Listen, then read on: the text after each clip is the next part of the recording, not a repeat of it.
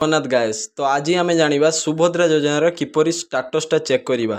ତ ପୁରା video process ଅଛି, ଆପଣମାନେ ମୋବାଇଲ ଦ୍ୱାରା ହିଁ ଆପଣମାନେ ଚେକ୍ କରିପାରିବେ।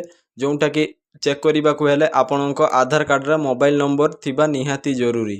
ଯଦି ଆଧାର କାର୍ଡ଼ରେ ମୋବାଇଲ ନମ୍ବରଟା ଲିଙ୍କ ଅଛି ତ ଆପଣମାନେ ସୁଭଦ୍ରା ଯୋଜନାର ଷ୍ଟାଟସ୍ କିମ୍ବା ଆବେଦନ ସ୍ଥିତି ସୁଭଦ୍ରା ଯୋଜନାର ଚେକ୍ କରିପାରିବେ। ତ ଆସନ୍ତା କାଲି ଆମର ଭିଡ଼ିଓ ଆସିବ। ଆଜିର ଭିଡ଼ିଓ ହେଉଛି ଷ୍ଟାଟସ୍ କେମିତି ଚେକ୍ କରିବେ, ଆଉ ଆସନ୍ତା କାଲି ଆପଣମାନେ ଚେକ୍ କରିପାରିବେ ନିଜ ମୋବାଇଲରୁ ହିଁ କେଉଁ ବ୍ୟାଙ୍କ ଆକାଉଣ୍ଟକୁ ସୁଭଦ୍ରା ପଇସା ଯିବ, ଯେଉଁଟାକି ଡିବିଟି କେଉଁ ବ୍ୟାଙ୍କରେ ଲିଙ୍କ ଅଛି ବୋଲି କୁହାଯାଏ। ତ ଆସନ୍ତା କାଲି ଭିଡ଼ିଓ ଆସିବ, ଆପଣମାନେ ଦେଖିପାରିବେ। ତ ଗାଏସ୍ ଆପଣମାନଙ୍କୁ ଗୋଟିଏ ରିକ୍ୱେଷ୍ଟ, ତ ଆପଣମାନେ ଚ୍ୟାନେଲରେ ରୁହନ୍ତୁ।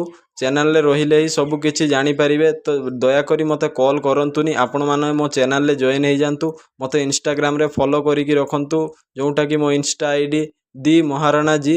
ତ ସେଇଟାକୁ ଆପଣମାନେ ଫଲୋ କରିକି ରହିପାରିବେ ଏବଂ ପ୍ରୋଫାଇଲରେ ହ୍ୱାଟ୍ସଆପ୍ ଚ୍ୟାନେଲ ଲିଙ୍କ ଅଛି, ସେଥିରୁ ଆପଣମାନେ ଜଏନ୍ ହିଁ ସବୁକିଛି ସରକାରୀ ଯୋଜନାର ନୋଟିଫିକେସନ୍ ପାଇପାରିବେ ଏବଂ ସୁଭଦ୍ରା ଯୋଜନାର ଏବଂ ସିଏମ୍ କିଷାନର କେବେ କ'ଣ ପଇସା ମିଳିବ, କେଉଁ ଅପଡ଼େଟ୍ ଆସୁଛି ସରକାରୀ ଯୋଜନାର ସବୁକିଛି ଅପଡ଼େଟ୍ ଆପଣ ସେଇ ଚ୍ୟାନେଲ ମାଧ୍ୟମରେ ପାଇପାରିବେ। ସବୁକିଛି ଚ୍ୟାନେଲ ମାଧ୍ୟମରେ ହିଁ ପାଇପାରିବେ ଆପଣମାନେ। ତ ଦୟାକରି ମୋତେ କେହି କଲ୍ କରନ୍ତୁନି। ଆଉ ସୁଭଦ୍ରା ଯୋଜନା ଏବେ କ୍ଲୋଜ୍ ଅଛି। ଅଲରେଡ଼ି ଯେଉଁମାନେ ଆପ୍ଲାଏ କରିଦେଇ ସାରିଛନ୍ତି ସେମାନେ କେବେ ପଇସା ପାଇବେ ସେଇର ବୋଲି ଭିଡ଼ିଓ ଆସିବ ସରକାରୀ ତରଫରୁ। କିଛି ନୋଟିଫିକେସନ୍ ଆସିଲେ ମୁଁ ଆପଣମାନଙ୍କ ପାଇଁ ହ୍ୱାଟ୍ସଆପ୍ ଚ୍ୟାନେଲରେ ହିଁ ଛାଡ଼ିବି। ତ ଏବେ ଆମେ ଜାଣିବା ସୁଭଦ୍ରା ଯୋଜନାର ଷ୍ଟାଟସ୍ କେମିତି ଚେକ୍ କରିବା। ତ ଆସନ୍ତୁ ଦେଖିବା। ପ୍ରଥମେ ଯେକୌଣସି ବ୍ରାଉଜରକୁ ଯାଇକି ସୁଭଦ୍ରା ଓଡ଼ିଶା gov.in ସର୍ଚ୍ଚ କରିବେ, ତା ଉପରେ କ୍ଲିକ୍ କରିକି ଆବେଦନ ସ୍ଥିତି ଉପରେ କ୍ଲିକ୍ କରିବେ। ଠିକ୍ ଏମିତିକା ପୋର୍ଟାଲ ଆସିବ। ତାପରେ ଆପଣଙ୍କ ଆଧାର କାର୍ଡ଼ ନମ୍ବରଟି ଦେବେ। ଆଧାର କାର୍ଡ଼ ନମ୍ବରଟି ଦେଲା ପରେ ଆପଣ ମୋବାଇଲ ଦ୍ୱାରା ମଧ୍ୟ ଚେକ୍ କରିପାରିବେ। ମୋବାଇଲ ଦ୍ୱାରା ଚେକ୍ କଲେ ବି କ୍ରୋମ୍ ବ୍ରାଉଜରରେ ସର୍ଚ୍ଚ କରିବେ ସୁଭଦ୍ରା ଓଡ଼ିଶା gov.in। ତାପରେ ଯେଉଁ ଏମିତିକା ପେଜ୍ ଆସିବ, ଆବେଦନ ସ୍ଥିତି ଉପରେ କ୍ଲିକ୍ କରି ଏମିତିକା ଆଧାର ନମ୍ବର ଦେବେ। ଆଧାର ନମ୍ବର ଦେଇ ସାରିଲା ପରେ ଆଧାର ଯେଉଁ ମୋବାଇଲ ନମ୍ବରରେ ରେଜିଷ୍ଟର ଅଛି ତ ସେଇ ନମ୍ବରକୁ ଗୋଟେ OTP ଯିବେ। ଦେଖନ୍ତୁ ମୁଁ କେମିତି କରୁଛି, ଠିକ୍ ଏହିପରିକି ହିଁ କରିବାର ଅଛି ଆପଣମାନଙ୍କୁ। ତ ଏମିତିକା ଚେକ୍ କରିଲା ପରେ ଗୋଟେ OTP ଆସିଲା, ତ OTPଟା ମୁଁ ଏଠି ଏଣ୍ଟର କରିଦେଉଛି। ତ ଆପଣମାନେ ଦେଖିପାରୁଥିବେ ବିଲକୁଲ ଏମିତି ହିଁ କରିବାର ଅଛି ଆପଣମାନଙ୍କୁ।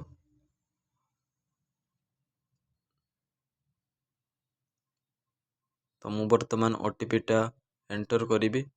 OTP ଆସିବାର ଟିକେ ଲେଟ୍ ହେଉଛି, ତ ସେଇଥିପାଇଁ।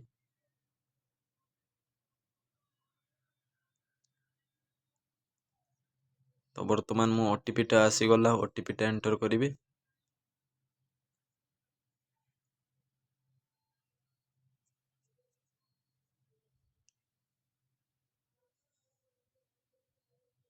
ତ ଡାଇରେକ୍ଟ OTP ସହିତ ଯାଞ୍ଚ ଉପରେ କ୍ଲିକ୍ କରିବା।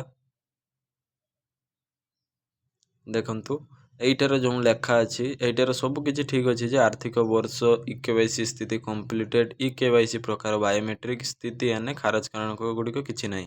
ଏଇଠି ଦେଖନ୍ତୁ ଗୋଟେ ଇମ୍ପୋର୍ଟାଣ୍ଟ ଟପିକ୍ ହେଉଛି ନନ୍ NFSA, ମାନେ ତାଙ୍କର ରେସନ କାର୍ଡ଼ ନାହିଁ। ଯାହାର ରେସନ କାର୍ଡ଼ ଥିବ ଖାଲି NFSA ଦେଖେଇବ, ଆଉ ଯାହାର ରେସନ କାର୍ଡ଼ ନାହିଁ ନନ୍ NFSA। ତ ଏମିତିରେ ଯଦି ଷ୍ଟାଟସରେ ଆପଣଙ୍କର ଆସୁଛି ତ ଆପଣଙ୍କୁ ୱେଟ୍ କରନ୍ତୁ। ଆପଣଙ୍କୁ ଆପଣଙ୍କ ପଞ୍ଚାୟତ ତରଫରୁ ହିଁ କଲ୍ ଆସିବ ଆପଣଙ୍କ ନମ୍ବରକୁ ଫିଲ୍ଡ ଭେରିଫିକେସନ୍ ପାଇଁ। ଯଦି ଏମିତିକା ଆପଣଙ୍କ ଷ୍ଟାଟସରେ ନନ୍ NFSA ଆସୁଛି ତ ଆପଣ ଧୈର୍ଯ୍ୟ ଧରନ୍ତୁ, ଆପଣଙ୍କୁ ଆପଣଙ୍କ ପଞ୍ଚାୟତ ତରଫରୁ କଲ୍ ଆସିବ ଫିଲ୍ଡ ଭେରିଫିକେସନ୍ ପାଇଁ। ଆପଣ ରେସନ କାର୍ଡ଼ରେ ନାଁ ନାହିଁ ତ ଆପଣ ଧୈର୍ଯ୍ୟ ଧରି ୱେଟ୍ କରନ୍ତୁ। ଆପଣଙ୍କୁ କଲ୍ ଆସିଲେ ହିଁ ଫିଲ୍ଡ ଭେରିଫିକେସନ୍ ହେଇସାରିଲା ପରେ ତ ଆପଣଙ୍କୁ ପଇସା ମିଳିବ। ଫିଲ୍ଡ ଭେରିଫିକେସନ୍ ଆପଣ ହେଲା ଯାଏ ୱେଟ୍ କରିବେ, ଠିକ୍ ଅଛି। ଯାହାର ବି ନନ୍ NFSA ଆସୁଛି ତାଙ୍କୁ ଟିକେ ୱେଟ୍ କରିବା ପାଇଁ ପଡ଼ିବ। ଦେଖନ୍ତୁ ମୁଁ ଆଉ ଜଣଙ୍କର ବୋଲି ଚେକ୍ କଲି, ତାଙ୍କ ନାଁରେ ବି ରେସନ କାର୍ଡ଼ ନାହିଁ। ତ ଧୈର୍ଯ୍ୟ ଟିକେ ଧରନ୍ତୁ, ଆପଣଙ୍କୁ କଲ୍ ଆସିବ। କଲ୍ ଆସିଲେ ହିଁ ଆପଣଙ୍କୁ ଆଧାର କାର୍ଡ଼ ଆଉ ଆପଣଙ୍କ ଗୋଟେ ଫୁଲ୍ ଫଟୋ ଲାଗିବ, ସେଇଟା ଦେଲେ ହିଁ ହେଇଯିବ। ଭିଡ଼ିଓକୁ ସେୟାର କରିଦିଅନ୍ତୁ ଗାଇସ୍, ଯେମିତିକି ସମସ୍ତେ